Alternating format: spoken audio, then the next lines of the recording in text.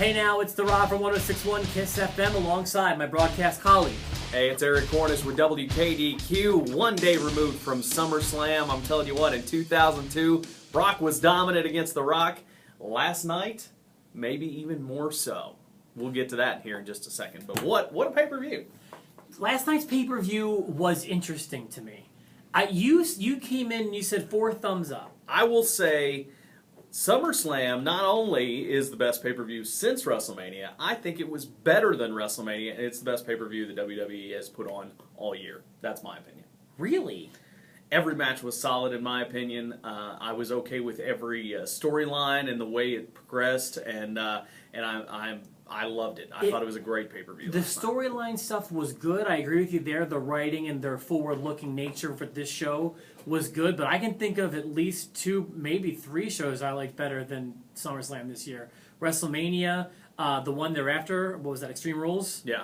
And then I would say even the Royal Rumble. I liked the show a lot. I've only got 2 thumbs. I'll give it 1 thumb up. I would give it a C+. Really? Yeah, but go ahead. Let's talk about it. Let's talk about it. What did you love? Let's first start off with a great opener. I thought Miz and Ziggler was a good match. I was shocked that Ziggler won. As was I. The crowd was shocked that Ziggler won. But I love the false finishes in that match, and I'm glad that Ziggler's the champ. And I said on Twitter last night, I predict that the Miz's next big feud will be Batista.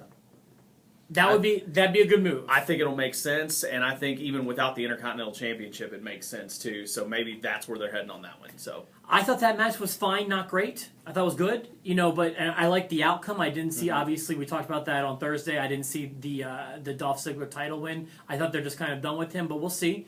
It was fine. I thought the Divas title match, solid match, and again made Paige look great.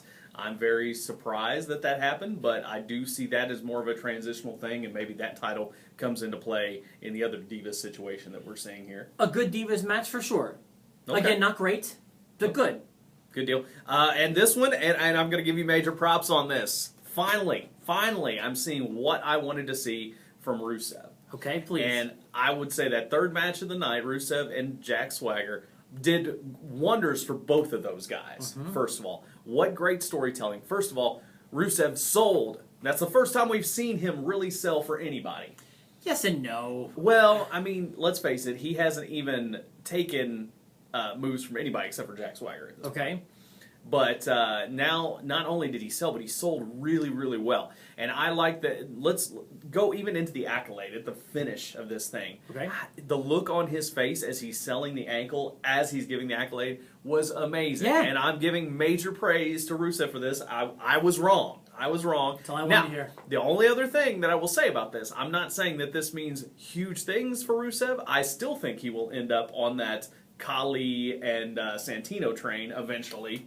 As being the comedy act, but I think that for now, I was very impressed with his selling last night. I was very impressed with how Swagger came off in that match, not tapping out and just passing out. And kudos to Dutch for taking the bump last night. Zeb Coulter, way to go. Yeah, he was a guy. As soon as he came in, I felt like you didn't want to like him. And I was open to giving him a shot, and I kept watching him like, he's doing a good job. He's doing a good job. Right. So I'm glad to hear you turn the corner on that, although I will say you were right on the outcome of the match. I had that one wrong. I thought that the stars and bars would be waving at the end of that match, not whatever the Russian flag. And I was still confused as to exactly how that match was going to take place. I mean, they never really said, do you capture the flag?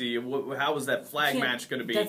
To me, a flag match is when the flags are in the corner on the turnbuckle and you have to grab it. Yeah. So I resent them calling it a flag match, especially when they don't even give the rules ahead of time. That's just a wrestling match where the winner can wave their flag at the end. Right, and doesn't Rusev do that already? Yeah, exactly. Anyway, but a good match. I really enjoyed that. Glad you appreciated the storytelling in that match, because I sure did. Yeah, and then what's next? I guess Rollins and Ambrose, not their best outing. I think the Lumberjacks get in the way, but I thought it was a good outcome. Yeah, I still feel like that wasn't the conclusion. Still more of like one inside. It's actually, if I'm not mistaken, the first time they've really had their one-on-one match. They've been scheduled before. Yeah. It still has that intensity. I was okay with it. And I think I said something about Kane being involved in the finish too. So I'll give myself props for that. I didn't even that was just something I just said. So but Kane was involved. Well, I guess pretty much the entire locker room was involved in the finish. That's but true. Sure, he did single out Kane. And then we we move on to Jericho and Bray Wyatt, another solid match from those guys. I thought that was the sleeper of the night, personally. Probably, a little disappointed. And only because it was surrounded by so much. There was a lot going on, but even still, I kind of expect better from those two at this point. Okay, all right, cool. And Bray Wyatt picks up the win, which I think we both picked that. We did. Then let's talk about Stephanie and Brie Bella again. Another finish that I think I called that too. I see a lot of potential here. Our buddy Justin LeBar, who we talked to last week, was very down on having Nikki turn on Brie, and I think it's a good thing. I mean, because you've got two marketable girls. Yes, they came in as twins, but they look enough different to where you could have a match between those two. And I like Nikki being a part of the Authority. It all depends on where they go from here. It has the potential to be great and has the potential to be bad. So I think you're both right. It just depends on where they go from here. Yeah, I think... and for a brief moment, I thought, oh, how cool would it be? Like, you end up having a tag team match, like Nikki and Stephanie versus Brie, like a mystery opponent. And I'm pretty sure she's still under UFC contract, but Ronda Rousey was there last night. I thought, how fun would that be? Like, and just have her destroy those girls like Brock destroyed Cena. But we'll get to that in a second. Yeah, we will get to that in a second. Then what else? We missed. Oh, yeah, Roman Reigns, Randy Orton, another well-told story. It was a good match, the right ending. Everything, to me, was fine in that match. It was all there. It wasn't, again, not a bad match, just not like a 5-star classic or anything like that. The most memorable thing that people are going to be talking about and remember SummerSlam from is easily the main event. Absolutely. And this was a very, very memorable match, and I'm going to tell you the way my relationship with the match went. I was watching it last night, and I wasn't enjoying it. And when the match ended, I thought it was a bad match. But then the more I thought about it, and I could not get that beating out of my mind, it was the right match to have. It wasn't a bad match. Now, it was super slow-paced, and it was at times boring. And I think to say otherwise would be wrong, because there were some times where like they're showing replays of essentially nothing to cover up all the nothingness going on in the ring. Plus, you have to remember how much I loved their match before this. Their match at Extreme Rules 2012. Very different match. Very fast-paced, very brutal, very physical, very colorful. It was a much different match than this was, and I was kind of hoping and expecting more along those lines. Now, in like a way I can only compare it to like when Lesnar fought Undertaker at WrestleMania. I can't get this match out of my head. Right. I've never seen the marquee star handled like that ever. And we probably never will again. This is the guy they've been building for 12 years, the face of the company for the last decade, and here he was getting pulverized, completely destroyed by this part-time guy. Yeah, absolutely. And I feel like that's what the match at WrestleMania with The Undertaker was supposed to be like, and it didn't really come off that way. Okay.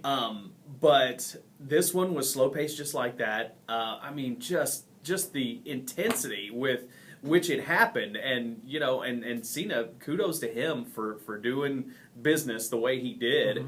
And to be honest with you, and I think I even tweeted this last night too, where in 30 seconds, Brock already had him in an F5. I'd have been okay with the match ending that way. With the, in 30 seconds? In 30 seconds, yeah. The way the rest of the card had shaped up to that point, I'd have been okay with the 30-second win and just the shock of that if something else was there. When he had him in the cover after that, I thought it could be over. Oh, yeah. But I didn't think that'd be the right solution. Right.